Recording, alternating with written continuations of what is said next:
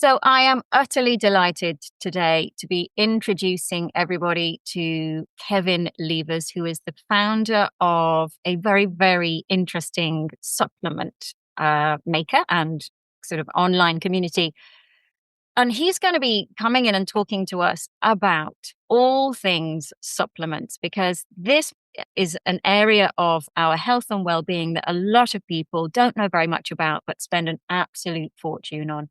So I've got Kevin in today to help us begin to unpack some of what we need to know before we spend a fortune on some supplement regime that we don't even know how it might help us. So, Kevin, first of all, tell us a little bit about you and your background so we know how your knowledge kind of holds this space really well. I'm Kevin Leivers, founder of the Naked Pharmacy, the first online pharmacy that is totally natural. I founded it in 2016 because I felt that people were missing a hub, a place for information and sharing, education, training, support in terms of advice. Way back in the late 1800s, early 1900s, all pharmacies were completely natural. There weren't any synthetic remedies. My first job was at Boots Pharmaceuticals, and Boots Pharmacy was a herbalist, way back, when Jesse Boots founded it in Nottingham, where I'm from. It was a herbalist. And I just felt that a lot of people were swirling around this universe. It was getting bigger and bigger. I mean, if you look at the number of supplements out there now on Amazon, it's just crazy. And I think that people needed to be empowered with information so that they can make an informed decision. I think that's really important to me at my heart. I've been in this industry, for the healthcare industry, for 40 years, over 40 years now, nearly 60. So that explains why it spans so far back. My first job was working for the chemist that discovered ibuprofen. So I was in pure drug discovery way back in 1982 in Nottingham. And that was quite an interesting insight for me into the way drugs are formulated right from source. So pharmaceutical drugs. I did my pharmacy degree, went into retail pharmacy, hospital pharmacy, had a year in each, and then went back into industry with Upjohn, making a lot of pain-killing drugs. And so saw the manufacturing quality side of that. That was quite interesting. I was overseas, came back to UK, and the first industry job I saw was with a Swiss herbal company called Weleda. And Yes, I'm a big fan of yes, Weleda. yeah. So I was their chief pharmacist for 11 years, left in 2004 because I just felt as if there was something in me that I needed to be expressed, and I was getting a little bit too much people management, not enough kind of innovation. And I'm a research and development pharmacist at heart.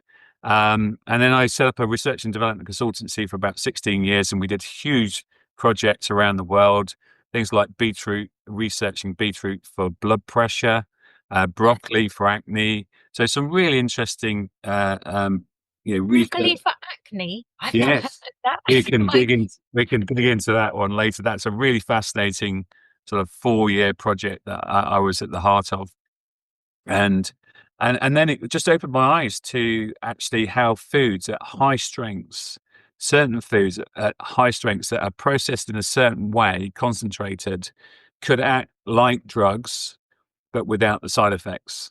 So that really, for me as a pharmacist, was like, wow, that's amazing. Yes, food and nutrition really important, but actually at a higher dose, certain ingredients like saffron, for instance, perform like a drug in multiple ways. So I call it that sort of rainbow or waterfall effect, where it's acting on multiple systems at one time. So I felt that that was a much more balanced approach, and maybe that's the reason why they're a lot better tolerated. So the Yeah. side effect profiles are much better. And actually, from an environmental point of view, Yes. sometimes, when I was in the research department at Boots, I mean, we were doing research, and I remember standing in front of a fume cupboard with a visor breathing apparatus, a cylinder of phosgene, which is a poisonous gas used in the First World War, I think, bubbling it through this reaction vessel, and thinking, my God, people are taking or be possibly taking this drug. I think what's evolved over time is part of my journey, my health journey, my life journey, my career journey. It's all kind of molded into one. And it's actually that awareness of what's the risk and what's the benefit. And if you actually explain that to people, then they can make an informed decision about their conventional medication as well as their natural medication or supplements. And so, the pharmacy element to me, from the naked pharmacy, is the science, the education, the discipline. That's really important. The way that we test things, the way that we research things, and the pharmacy service. So we have 5 pharmacists here at the registered pharmacy here in Guildford, and we do a lot of advice, free advice over the phone, over email, literally thousands a week. And and the naked side is the natural, transparency, approachable. It's that purity again. It's that, and actually, I was thinking, well, why, if we can try to redress this balance, because we're totally dominated by pharmaceuticals at the moment, and get the best balance between what's the best in terms of risk and opportunity or benefit, and the right balance between supplementation, between diet and exercise, and all the lifestyle and coaching work that you do, then it's all kind of blends into one, because then it gives people the better chance to be healthy. And I think I used to see it in retail pharmacy, these people coming in for more and more prescriptions. And you can see that where the second prescription is because of the side effect from the first prescription, and then it goes on and on. And before you realize it, these people are coming in with 5 pages of scripts, 4 items, 5 items per script. Yeah. I think that I was listening to the interview with Kennedy Jr. yesterday in the States, and something 53% of Americans have got chronic illness. Yeah. I don't think we're far behind them. Maybe even ahead of them. So I think the way that we're eating, the way that we're drinking, has to change, and that has to come from awareness, education, and training and support as well. Kevin, what an incredible combination of skill sets and interests that you bring to the table then, because of course, we know that in general, the supplementation market is not regulated in any way, shape or form like the one that is the kind of pharmaceutical market. Mm. And yet, actually, wouldn't it be amazing, because so many people are taking things, wouldn't it be amazing to know that what you were taking was not going to harm you, was actually containing substances that weren't to be reacting with your body in a way that wasn't great? So it's just so exciting to know that what you're doing exists, and this whole concept as well of having a place where you can get in touch and go, okay, this is what's going on for me. I take these pharmaceutical medicines. What can I take that will complement that without interfering? And actually, what do I need? What do I actually really need? Yeah, yeah. Less is more. Quality over quantity any day.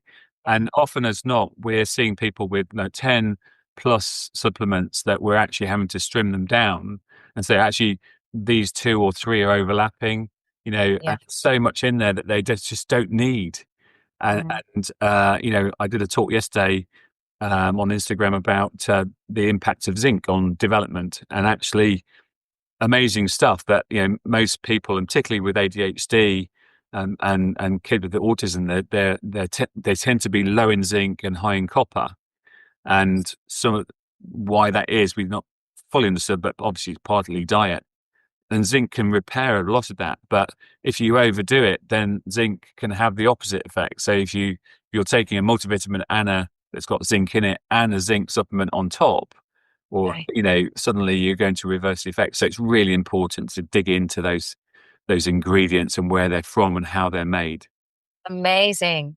And actually, in this country, because I think people aren't allowed, or manufacturers aren't allowed to talk about the benefits or the kind of the pros and cons. I'm not sure, because whenever you look at it, let's say I was to buy zinc from my chemist or something, it doesn't say what it will help with, does it? It just says to be used as part of a kind of, nutritionally balanced diet. And that's sort of it. You've got to do your homework elsewhere, haven't you? You have, yeah, it's really important. And there are probably 4 or 5 ingredients like zinc, like magnesium, that can make a massive difference relatively quickly and relatively cheaply. So it's one of those things. Well, actually, once you've got that, why wouldn't you do that? And then some of the other stuff can start falling away because it not make a difference. Or the other thing is, I always say, what is the symptom? Be focused about what you're treating. So what is a symptom, or is a range of symptoms you're treating? Sort of make a note, mental diary, and write it down in your notebook on your diary. 1 to 10. So today it's a 9. My average is about 8, and I'm taking this supplement, and suddenly it's dropped to 3. Yeah. Then I know it's not a randomized controlled trial, but actually at least it's some way of quantifying if there's an improvement. Now, if you're taking 3 or 4 at one go and you're starting with those 3 or 4, then how are you going to figure out what's doing the work? So build it up one at a time. Simple Yeah. stuff, but common sense stuff. So what I might do is come back to you on what you think of the 5. You've just mentioned 5 that are a really good place to start. But let's just hold that thought, because I want to come into dosage. Um, so one of the things that I've seen time and time again is, on television, where people have done an expose of the kind of supplement industry and taking these really high doses of things, does it really make any difference? So my question to you, let's just start with the standard vitamin C. Let's say someone's got a fairly average diet and they're getting what they would think probably was quite just about enough. What would be the difference between taking 200 versus 2000? Can the body actually absorb that extra 1800 milligrams? What does it do with it? It's a really good question, and vitamin C is my pet bugbear, if you like, because when you look into vitamin C in the marketplace and supplements, and if you look it in foods and drinks, it's there on the pack Yeah. often. Ascorbic acid will be listed as ascorbic acid. 95% plus of supplements and food and drinks have chemically made vitamin C. So if you look at the chemical stages required, the 6 or 7 stages, often requiring solvents and catalysts, and it comes from corn, which could be GM corn. Okay. So that's the number one thing, is actually where's it from, how's it made? Yeah. Ask the question. But who, so can I just pause you a second there? Yeah, Ask the so, question to who? so They don't often put that information on the back yeah, of to you've them. got it. You've got to go back to the manufacturer and ask them the uncomfortable question: Yeah. where's this ascorbic acid from? Is it synthetic or is it natural? And how was it made? Was it made from corn? Was it made from GM corn? Ask them a direct question. They start gaslighting you, then you know that you've hit a sore weak spot and go elsewhere. So that's the number one thing. The other thing is that there are legal. So often with chemical processes, you need chemical solvents to dissolve the active ingredients to make the chemical reaction to get to the next stage. And I personally, we have a rule that we'll only use water, CO2, because it evaporates off, or ethanol and water, grain ethanol, because that can be evaporated off and removed. Anything else, solvent-wise, we don't entertain at all. Right. There is a rule in the EU, and it applies to UK as well, where supplements and foods and drinks are allowed a certain level of solvent residue in those products. So say the solvent is toluene, which is a petrochemical, that if you had a bottle of toluene, and I used to use it when I was in the research labs, it would Right. have a cross on the bottle, say Not for human ingestion. not for human, and I used very thick gloves because I didn't want it absorbing through my skin. So you've got to find out what's the solvents they used and what's the solvent residue. So on the specification for each of those ingredients, and they have to have this by EU law, it will say the percentage solvent residue. Now, obviously, if you've got, say, the maximum for some ingredients is like 2%. Yeah. And so this is relevant for food and drink as much as a supplement. So I drink decaffeinated coffee, Right.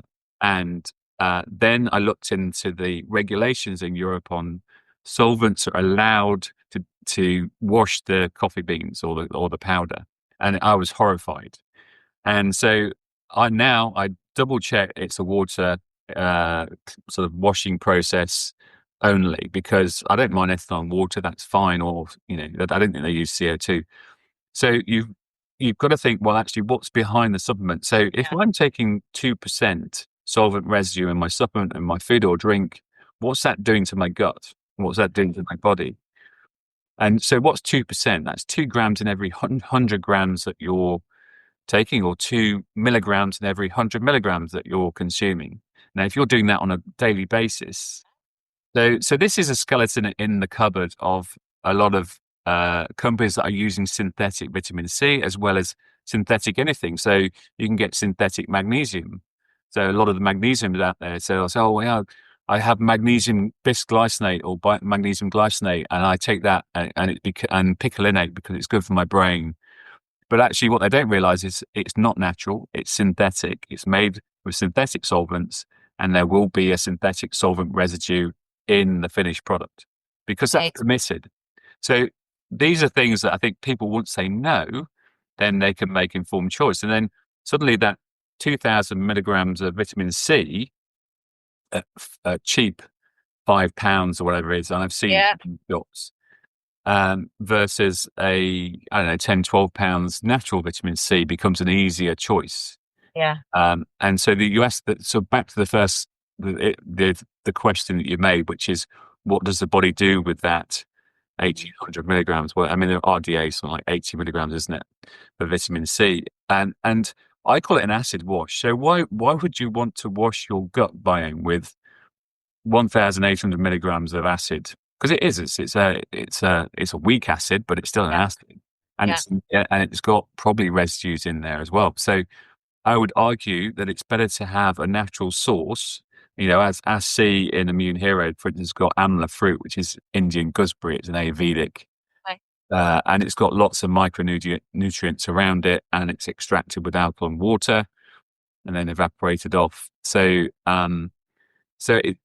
people think, oh, I'm going to take, I've got a Yeah. cold, so I'm going to take Yeah. 5,000 milligrams. I've seen those fizzy tablets that they put Yeah. into the drinks, and I think, oh, I'm doing myself a world of good here. But actually, if the immune system, we know it is in the lining of your gut, and you're washing it with acid, you're doing the exact opposite of what you want to do.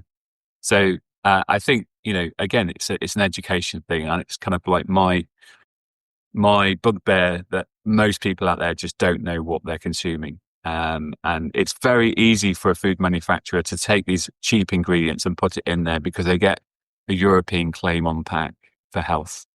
Right. So, Finn, sorry. this is people are going to be at home going through their cupboards going, oh no, I'm going to have to throw it all away and I've spent a fortune. Well, not necessarily, but I think, if they want to email in or check with us by phone, then we're It is. always happy to advise. They're probably not our supplements, but Yeah. equally we're happy to. Yeah. That's part of our service. Sure. Oh, well, that's very good to know because I don't want people just going to their larder and throwing away all of their supplementation without checking because it might Yeah. be good. Yeah. But I think let's come back to your top 5 because I'm really interested. And I heard you talk about magnesium glycinate, and I know that we talk a lot about that in our community because for many, not everyone, but for many, and what you've just said may impact that, it helps with sleep. Yeah. So talk to me about your top 5, and maybe we start with magnesium glycinate. What is it? Where does it come from? So magnesium glycinate is a synthetic version of magnesium, and it's there's 2 chemical pathways to get to the magnesium and get to the glycine, and the 2 can then get paired together. So it's actually what's behind that final step to get the magnesium glycinate that's the problem from my perspective as a chemist and a pharmacist. So I think that when we get our magnesium from seawater, and to me, it's eco-friendly, it's sustainable. There's lots of macro, micro minerals within that mix because that's what seawater is.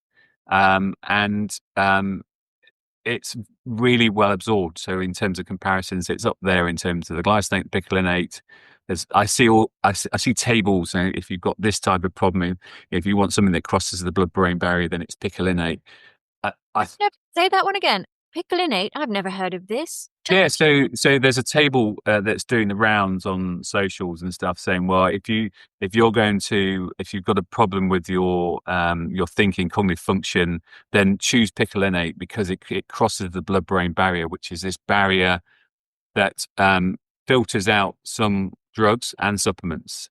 So, and obviously there's a certain solubility that picolinate has that enables it to cross that. I don't doubt that it crosses, but my argument is use a natural source magnesium, because you don't have the solvent residues. Uh, Right. and actually, most of the actions here in the gut, it's not necessarily in the brain. Right.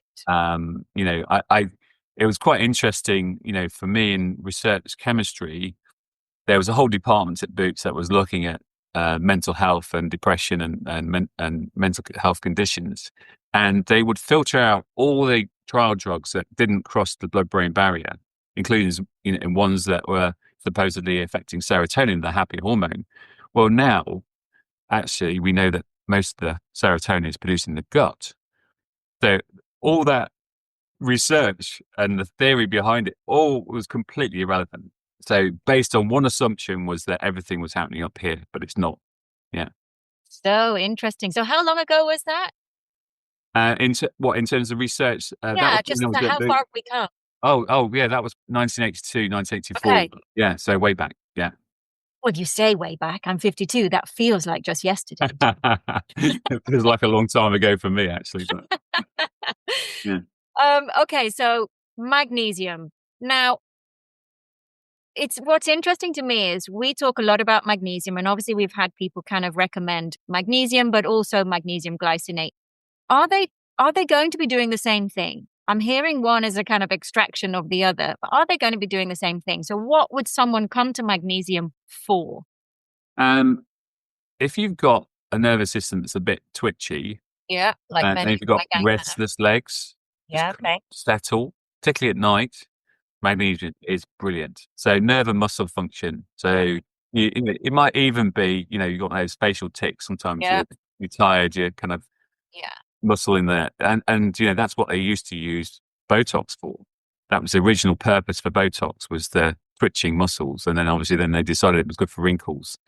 Um, so that's another story. But yeah, so anything to do with nerve and muscle function, if you've got tense, tight muscles, if you've got twitchy nervous system, you're not settling, you've got restless legs, brilliant. Take it at night time yeah, before bedtime, or you can take it in the morning, depending on if you're a sports person or you've got a lot of exercise. Exercise recovery yeah. is another one. Yeah. Okay. Was this ever called tissue salts? Tissue salts was interesting. It was a big thing, sort of 90s and early 2000s, you used to see them. Tissue salts were a little bit confusing in that they were homeopathics. Right. So they were dilutions of the original. So you might have had a magnesium in there, but it might have Yes. been a homeopathic potency of magnesium. So um, let's not, we Let's probably not don't have enough distract ourselves. time to go into homeopathic theory, but actually Yeah. from a physiological level, there wouldn't be enough magnesium in there to do the work. So you have to have the RDA or the NRV of magnesium to do, to stop your muscles from twitching, stop your legs from getting restless. So, um, and homeopathic theory is a completely different approach. Got it. Okay. Sorry to take us off piece there for a That's moment. all right. Popped That's into okay. my mind.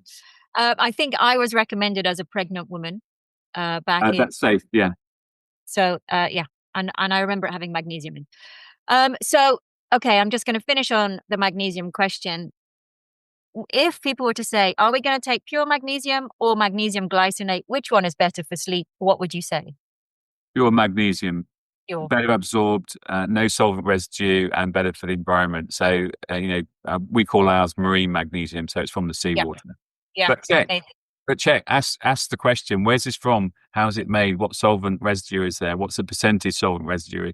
And they're gonna start panicking like hell because nobody's ever Consumers are asked them that finding question. out. Where the hell is that question from?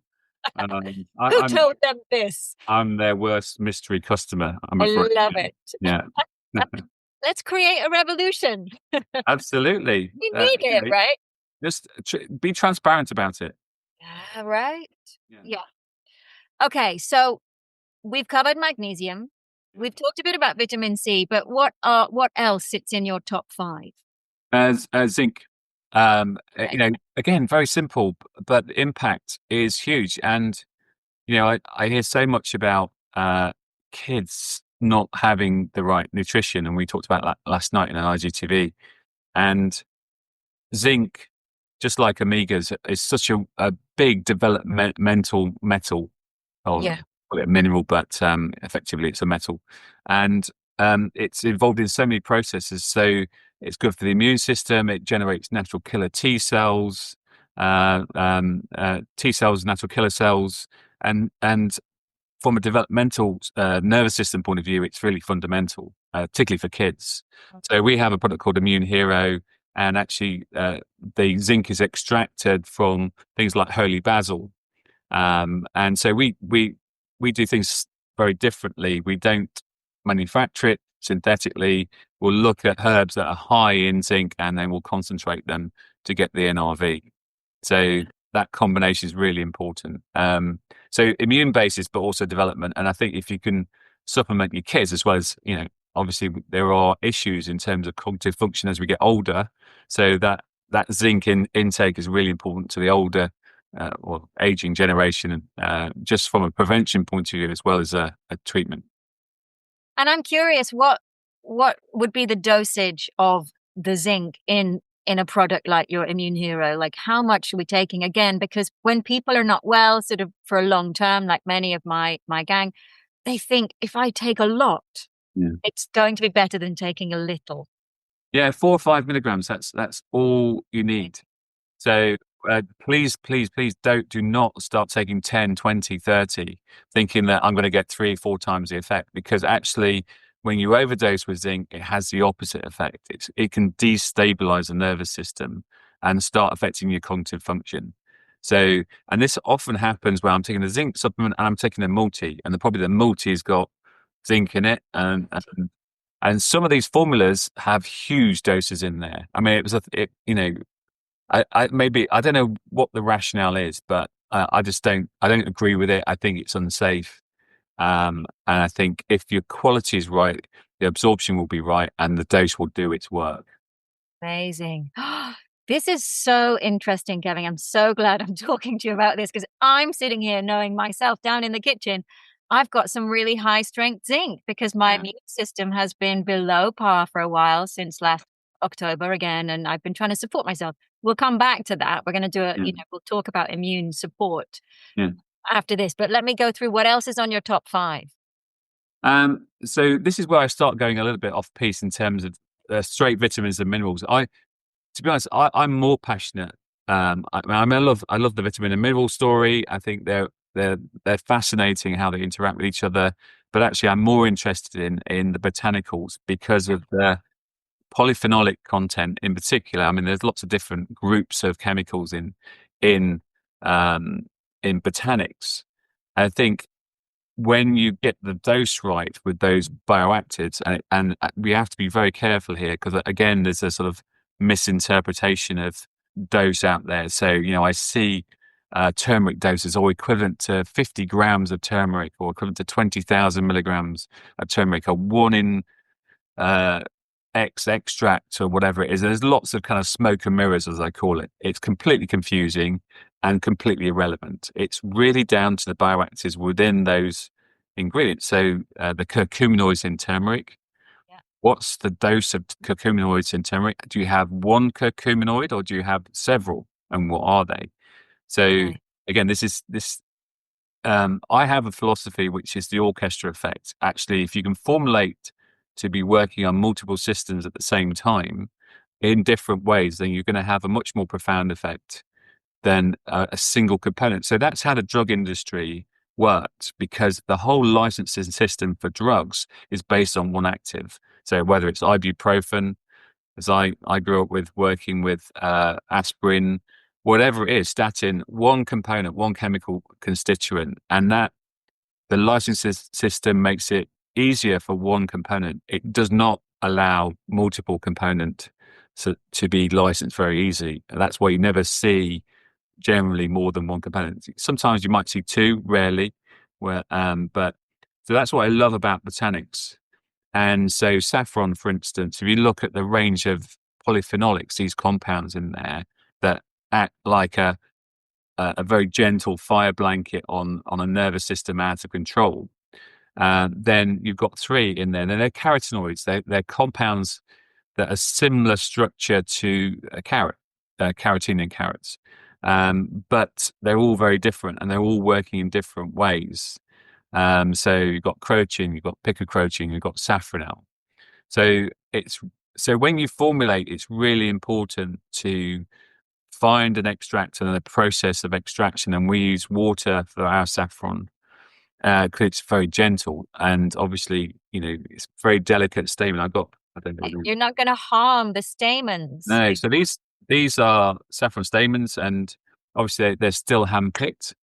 2 weeks of the year, generally in winter. So this is a flower that loves stressful situations. It's almost telling us what it's good for, right? I'm good at this. I'll handle this with you. I can handle the cold, the dark, and Yeah. whatever rain, whatever, and actually, the more stressful the conditions, environmental conditions, the higher the bioactive levels. So when I was at Walida, we used to have a anti-inflammatory product based on arnica, which is an alpine flower, and we used to import ours from the Black Isle in Scotland because it was high above sea level, and we knew that the bioactives in there were high. And then when we tried to grow it in the Organic Plus gardens in Derbyshire, Nice. raised bed, nothing, absolutely no active in there whatsoever. So we basically, it's an experiment, but it just shows you the climate on the bioactives. So let me just pause you for a second because we've gone from curcumin and into saffron. And as far as I'm aware, they both do similar things. They're both great at reducing inflammation. Is that right? I think they're actually very different. They're both, I think it's right in the sense that they're both reduce inflammation, but I think the nuance with turmeric and the curcuminoids is really much more about the raw inflammation you get within your joints, or if you've got right. Actually any inflammation in your gut. So washing your gut with a good curcuminoid blend is really good for your gut lining. Particularly one that's perhaps if you've got leaky gut, you've got a bit of inflammation in there. So can I just pause for a moment because we talk about this one quite a lot because with conditions like post-viral, chronic fatigue, long COVID, all of those things, a lot of people get incredible amounts of inflammation in their joints that wasn't there before. Yes. And we talk about finding curcumin as something for them to experiment with rather than just having a dependency on Nurofen. Yeah. And am I right in saying that having something like black pepper helps it absorb into the system, or is that a myth? It's not a myth. It's totally true. So there's two ways of doing the transfer over the cell lining of the cell wall. One is black pepper. The piperine within the black pepper is really important. Dose of piperine, you see some reports again, you see it on the internet all the time. Oh, black pepper is really harmful for the liver. But actually, if you're taking huge amounts of it, yes, it will be harmful for the liver. But if you're taking the right dose of it, based on safety data, then it's perfectly fine. And actually, I call it this taxi driver because it attaches itself to the curcuminoid molecules, and then it drives it across the cell wall, and then it releases it. And it's a really clever way of doing it. So, and actually, the piperine in the black pepper is also a painkiller. So you get a double whammy. Not only so nature's incredible, isn't it? Yeah. And it's also important to note there are other curcuminoids other than curcumin. So if they've just extracted one curcuminoid, the curcumin, that's the main one. Yeah. Fine, but actually, ideally you want a range. An orchestra. You want an orchestra, absolutely. Yeah. Oh, this is great. Okay, that's good to know. And if someone was looking at, let's say they've got a product and it's their curcumin and they bought it because it's got the black pepper and, in our chat, they heard that this was going to help. What should it say on the back if it's got more than one curcuminoid? What would it'll say a range of X number of curcuminoids and specify the percentage of the total quantity that is the concentration. So sometimes they'll quote it as a percentage, sometimes they'll quote it as a weight, sometimes they'll quote it as both on the back of the pack. So, and if you want any help interpreting how to interpret labels, again, we're quite good at that. So, Yeah, great. 700 milligrams is a sort of magic level of curcuminoids, whether it's curcumin or curcuminoids, 700 milligram.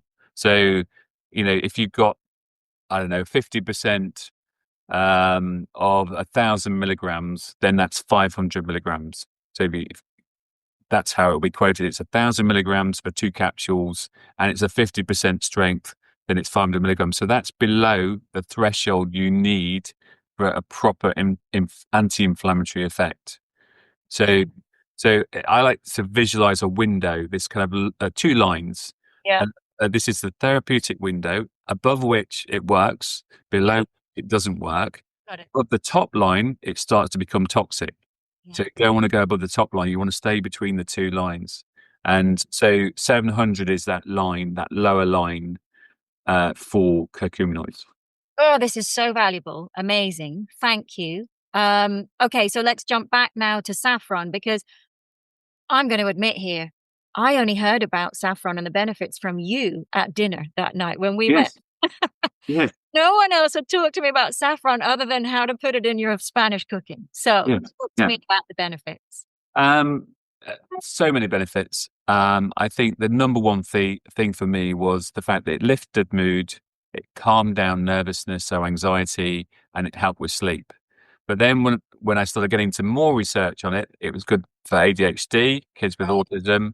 Some of the impacts we've seen, some of our clients, amazing. And actually that's backed up by proper randomized controlled trials. So these are trials that we always talk about in the pharmaceutical industry. There are trials for botanics as well, right, good quality and a good standard. And and it's really fast acting. It's really gentle, and it doesn't interact with anything else. So it's one right. of those kind of perfect supplements. So if you've got issues where I don't know, you wake up in the morning feeling a bit low, you're lacking in a bit of energy, you're feeling nervous or anxious, perhaps more than normal, and you just don't feel settled, then saffron is one of those mainstays. And I've been taking it. It was our first product at Naked Pharmacy, and Okay. I've been taking it for well, goodness me, 7 or 8 years now. So and I just titrate the dose. So sometimes I might go off and during the summer I find I can come off for a couple of months.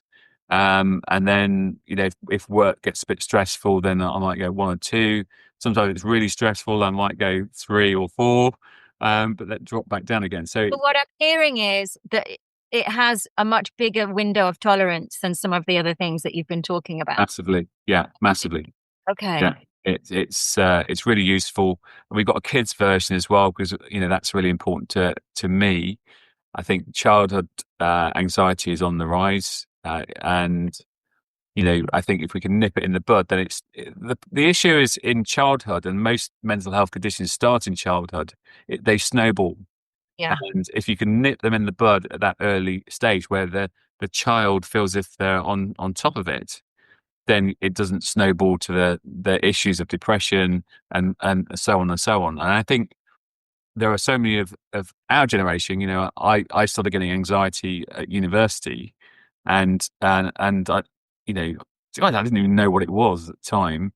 And Didn't really talk about it, did we? uh, um, my dad just said, "Oh, keep a cool head, son," and it sort of soldier on, isn't it? Really, and that probably works for a while, but actually, if the physiology is driving this, then you've got to sort this physiology out. And I think part of my journey is figuring out through trial and error really what works and what doesn't work. And I think everybody's supplement journey is the same to a certain extent. Is figuring out what works for them, Yeah. what combination. Yeah, Well, I think, from my own personal experience, you have to get to the point where you realize what's going on might be something that could be helped or supported. So, mm. I spent my life as an undiagnosed with ADHD woman until the age of 49 and suddenly went, oh, okay. Now it makes sense. Makes Yeah, yeah, sense.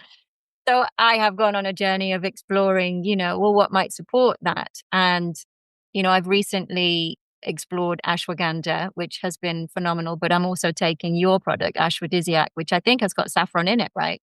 It has, yeah, really high strength saffron, yeah. Yeah. And I'm getting things done that I have Wow. never done in my life. I am the most efficient I've ever been with low stimulation tasks. And I think I would put that as a caveat because actually I have hyperfocused ADHD. So anything that's stimulating for me, I'll do it for hours. Yeah, Like my work, really stimulating. But, yeah. move the step ladders from the hallway back out to the garden. That would maybe take me 2 months sometimes because I just stop noticing. My brain doesn't want to engage in things that aren't stimulating. My house has never been more in order. Wow. Wow. My jewelry box has never existed as a jewelry box with things hanging in it. And, I've Wow. been amazing myself. But it's interesting you've noticed these subtle changes. Yeah, That's really. amazing to hear. I mean, yeah, Yeah. incredibly powerful combination. Ashwagandha, ginkgo biloba, obviously got saffronel, and fenugreek as well, because we forget about the impact of hormones. Fenugreek increases testosterone, which is equally important to women as it is to men Yeah. as we Yeah. get older. So, yeah. Okay. So saffron, folks, if you're watching this and thinking, oh, that's an interesting one to experiment with, you'll get stuff done. Yeah, yeah, saffron. And I take the calm version. There is an energy version which has got iodine in there from seaweed. So if you're getting up in the morning and you're a little bit edgy, then calm. If you get up in the morning and you're feeling a little bit low, but haven't got the energy, then the saffron energy is the one to go for. So I know we haven't quite finished your top five, but actually I want to dig into my community and their needs. So obviously one of the most commonly experienced symptoms with chronic fatigue, long COVID, ME, all of those things is that absolute debilitating lack of energy at Yeah, times. And for some people it's constant and for some people it comes and goes. And, it's a bit of a minefield because you can't make plans, you can't know how you're going to feel from day to day. And it's really, really terrifying, actually. Um, so if someone is coming to you and going, right, I've got an inflammatory response on in my body, it's showing up as, long COVID, chronic fatigue, etc. What would your go-to kind of, okay, start with these basics? What would they be, do you think? Let's uh, also add in some symptoms to, some really common ones. So hormonal disruption, I would say 70, 80% of my gang are women with disrupted hormone kind of yeah, in their symptom set. We've got insomnia for pretty much anyone, male or female. We've got increased anxiety because the nervous system is dysregulated. And then a host of other bits and pieces, which can get quite specific with people. But let's just look at those as a core. What would you say naturally could be supporting these people? I would start with the easy wins to start off with, and ones that are really cost effective because we're very conscious that from people's budgets are tied to these days, and so that's where marine magnesium is brilliant because it's such a quick win as well, and it's relatively cheap to take. So I would start that straight away and then just have a quick review after the first few days just to see how they're getting on. But I want to know straight away what was going on with their digestion. Yeah. So I think our digestion, our gut is a seat of our emotions. And I think I think a lot of people will have kind of shut down emotions as part of their condition, Of course. part of a coping mechanism, right? So, and that has an impact on the gut motility, on the microbiome, and so I'd want to know, how is your digestion? Are you getting excess acid? Do you feel as if you're not absorbing? So I want to sort of know that because probably my next port of call would be broad spectrum probiotic. Uh, Yeah. and we have one with called Gut Love, which has slippery elm in it, and Okay. it's Never in heard of there. Slippery elm is a brilliant. It's very fine, gentle powder, but it's what we call a mucilage. So it's a natural plant component that sort of gels up a little bit when you mix them together, a little bit sticky, but kind of quite gel-like. So when you take it, it lines the gut lining very gently, and it just provides a little bit of protection. So tends to calm down that gut lining, because that's where a lot of the issues can be stemming from. You might be having sort of leaky gut, and that there might be some patches of inflammation in there. So actually, before we go in with sort of the big guns, and I call turmeric supplements a big gun because it's quite a powerful supplement. And sometimes actually and we see this with ME patients, is if you go in too hard too quickly, uh, something like turmeric, it just knocks them out. And so you have to take a very gentle approach. So I look for things that have a gentle effect and work very subtly but very effectively. So number one, magnesium. Number two, gut love broad spectrum probiotic plus the slippery elm for the gut lining. It also protects the bacteria, the probiotics, from the gut acid, so it allows them to come through to the small intestine, which is really Oh, important. interesting. Right. And by the way, never take your gut love or your probiotics with hot drinks, because obviously they're still alive. Right. No, Okay. So no hot drinks. Look, I'm sure no one has said this out loud before in front of my community, as far as I'm aware, but that makes complete sense. Of so, course it. you might be paying a lot for an expensive probiotic, but you might be killing them off on the way down, with your tea or coffee. Um, Right. so broad spectrum probiotic, I would definitely add the Saffron caramel energy in there, because it's so gentle, and those components within the saffron are great rebuilders of broken connections. So, and we know this because there's two or three papers out on the effect of saffron on macular degeneration. So those nerve endings in the back of the eye that decline as we age, and the improvement that it provokes within the macular cells when taking saffron. So it's a good repair and restore for the nervous system, and that does get hammered, for a number of reasons. The people with long COVID, it's traumatic, and they've gone through a lot of trauma, and it's frustrating, and from a mood or a mental, emotional, you feel as if you're on a losing run, right? Totally. So I think the saffron calm, absolutely, and then I would just wait. Yeah. I would Watch. wait and watch, observe, track, Yeah. and then adapt, because I think again, targeted approach, focused approach, rather than this shotgun. I'm going to cover everything with a multi, and that's going to be fine. But actually, I think in that respect, multis are quite dangerous. Yeah. And we never recommend. We get all the time, why aren't you doing a multi? Well, actually, most of those ingredients are a complete waste of time. And if you asked, the irony is that if you went on Amazon and asked them where their ingredients come from and how they're made and what's the solvent, they will not know. They're going to start raiding or actually emailing the supplier and say, "Can you send me the spec on this?" Um, yeah, it's a bit scary.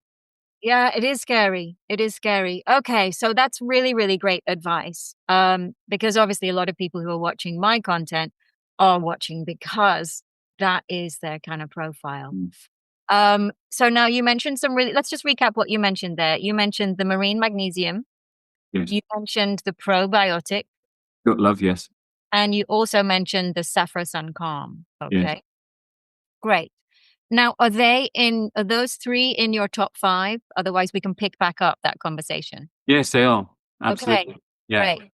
Um, and and then we talked about the zinc, which is Yeah. an immune hero, which is it's a vitamin C and zinc combination, amla fruit plus the holy basil and the mushrooms, for the zinc.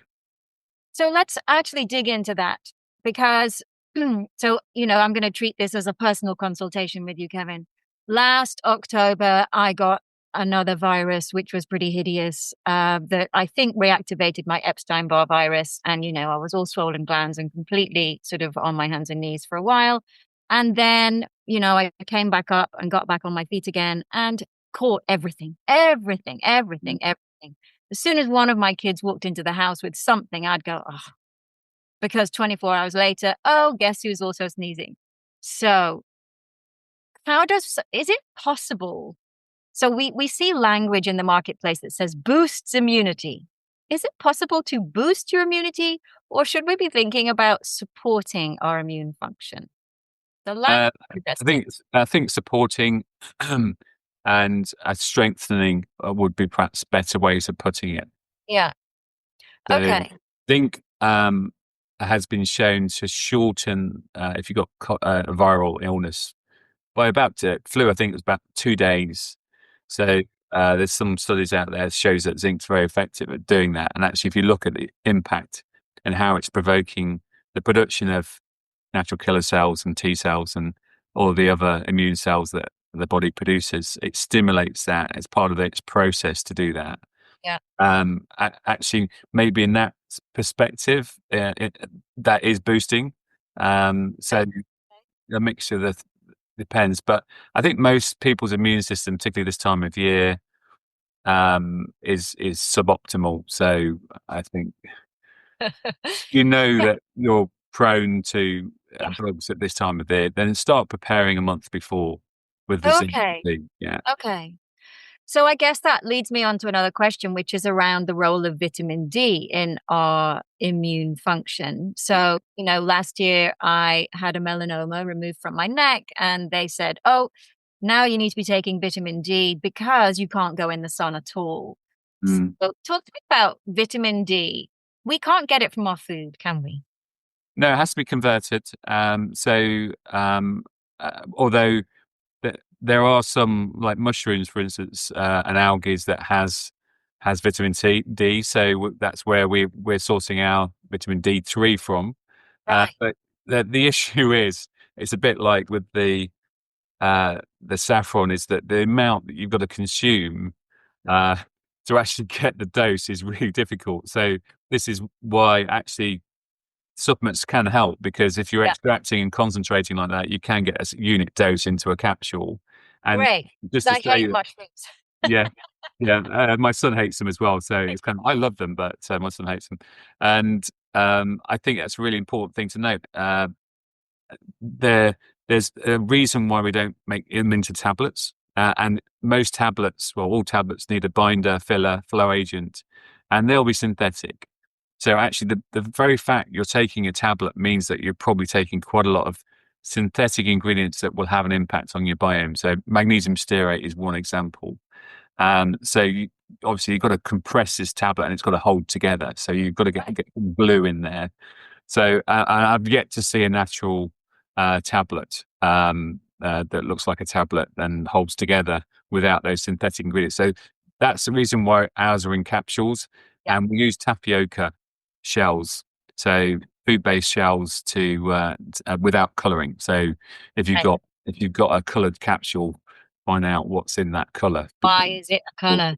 So I'm taking your vitamin D3 with black garlic supplement. Brilliant, brilliant. And yeah, it looks like some kind of rather unpleasant green mucky powder stuff ground up in a clear capsule. So it's good to hear that that's that's how it should look if you're taking Well, some. the black garlic is. I mean, I haven't got a clove with me actually, but if you've ever seen a clove of black garlic, I mean, it tastes lovely and actually smells quite nice. Yeah. But it's brilliant for the gut cleanse. It's also brilliant for the lungs. So heart and lungs, black garlic, because when you convert it from white garlic to black garlic, the chemical composition changes completely, and that's why you don't have that acrid smell and taste within the black garlic. So great for lungs.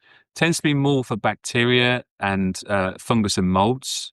Actually, with the black garlic, if you've got a viral component, then the olive leaf ELA is focused on viruses rather than the black garlic. So you may want to think about switching if you think that your issues are viral based Yeah. rather than bacterial based. If you've got a secondary infection and you're coughing and you're something in your chest, black garlic, 100%.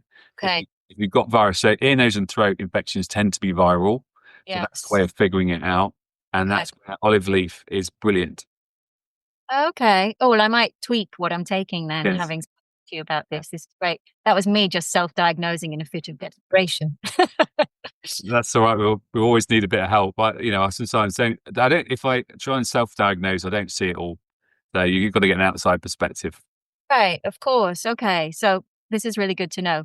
Right, Kevin, what I'm going to do is I'm going to hold our conversation here because I think, both of us probably need to sit down and drink some water and hydrate. Mm. But I do want to pick up with another interview at some point as soon as we can and really dig into the menopause piece because we have so many people who are experimenting and kind of floundering around in the world of HRT. And if you can't take HRT, supplementing and all of that. So that I'm hoping will be our next port of call and we can spend some time doing that.